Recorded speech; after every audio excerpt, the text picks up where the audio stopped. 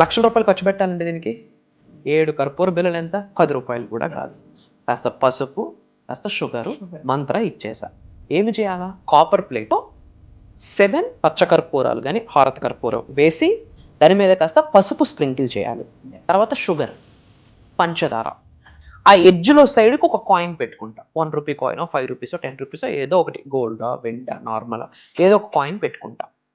ఎప్పుడు కూడా మన ఇంట్లో దేవుడు మన పూజా మందిరం ఉంటుంది కదా, అందులో పెట్టి ఈవినింగ్ 6 to 8:30 మధ్యలో అవి వెలిగించాలి. ఒకటి మనం వెలిగించి పెడితే అన్నీ కూడా వెలుగుతాయి. ఆ జ్యోతి చూడాలి.